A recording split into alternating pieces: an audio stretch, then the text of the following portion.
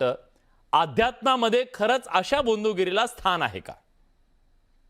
धर्मात? विलासजी, खरं तर आजचं जर आपण सेशन पाहिलं असेल, हा. अक्षरशः लाज वाटली की हा संतांचा महाराष्ट्र आहे का?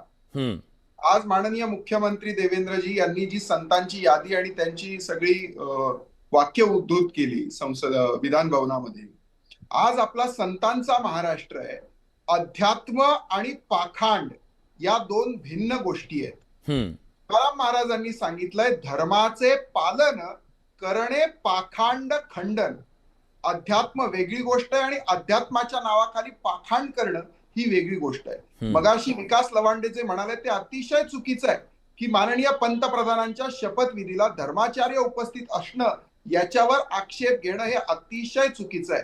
आपल्याकडे राजेशाही असल्यापासनं धर्मगुरूंना, धर्माचार्यांना एक स्थान देण्याची, धर्मसत्तेला शपथविधीच्या वेळेला स्थान देण्याची परंपरा आहे. आणि असल्या बोंदूंच्या नावाखाली आपण सगळ्या धर्मचार्यांना बदनाम करू शकत नाही, सगळ्यांना बोंदू येत नाही. अध्यात्म म्हणजे शुद्ध परमार्थ आहे आणि त्याच्या नावाखाली चाललेलं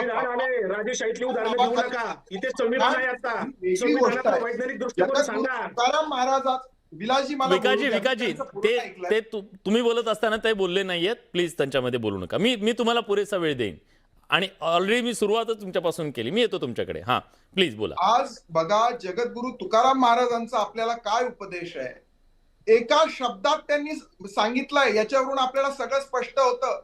नवसे कन्या पुत्र होती तरी का करणे लागे पती. इतकं स्पष्ट तुकाराम महाराज म्हणत असताना आज त्याच तुकोबारायांच्या महाराष्ट्रातल्या विधिमंडळामध्ये राजकारणी अशा प्रकारची चर्चा करत असतील आणि अशा प्रकारच्या बोंदुलांच्या नादी लागत असतील तर ही महाराष्ट्राची शोकांतिका आहे. आणि याच्या पुढे जाऊन मला सांगायचं आहे की आज बघा, ज्यांना आपण तथाकथित अशिक्षित म्हणतो, ज्यांना कमी शिकलेलं म्हणतो, ज्यांच्याकडे संपत्ती नाही किंवा गरीब आहे असं म्हणतो, ते लोक नाडले जात नाहीयेत. ते शुद्ध परमार्थ करतायत. ते पांडुरंगाचं नाव घेतात, ज्ञानोबा तुकोबांचा गजर करतात, पायीवारी करतात, वाटेल तिथे झोपतात. ते बोंदूंच्या नादाला लागत नाहीत. पण ज्यांना आपण तथाकथित उच्च शिक्षित म्हणतो, ज्यांना आपण धनाढ्य म्हणतो, हे लोक अशा बोंदूंच्या नादी लागतात का? यांची हव्यास आणि लालसा इतकी मोठी झाली आहे की कोणाला तरी खाली खेचण्यासाठी, आपण सत्तेत येण्यासाठी अशा वाम मार्गाचा वामाचार करणं ही कुठली संस्कृती आहे? आणि म्हणून ज्या वेळेला असे उच्च शिक्षित म्हणवले जाणारे आणि धनाढ्य म्हणवले जाणारे किंवा ज्यांच्या हातात सत्ता आहे असे लोक या वामाचाराला बळी पडतात, हे पाहून खरंच खूप मोठं दुर्दैव आहे आणि खूप मोठं दुःख होत आहे. ही महाराष्ट्राची परंपरा नाही. महाराष्ट्र हा शुद्ध अध्यात्माच्या वाटेवर चालणारा आहे. ज्ञानोबारायांपासून तुकोबारायांपर्यंत सगळ्यांनी आपल्याला शुद्ध अध्यात्म शिकवलाय.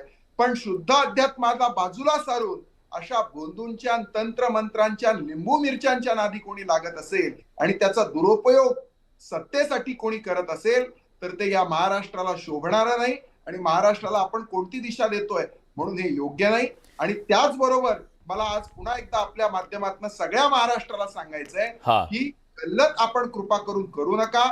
खरात सारख्या नराधम आणि नीच माणसासाठी आपण सगळ्या धर्माचार्यांना आणि साधू संतांना बदनाम करू शकत नाही.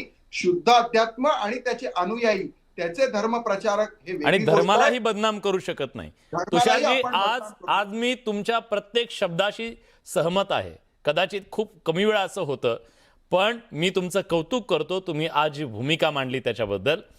आज हीच भूमिका अभिप्रेत आहे सगळ्या राजकीय व्यवस्थेकडून, सगळ्यांकडून. मी ज्यांना महाराष्ट्र माहिती आहे त्या सगळ्यांकडून.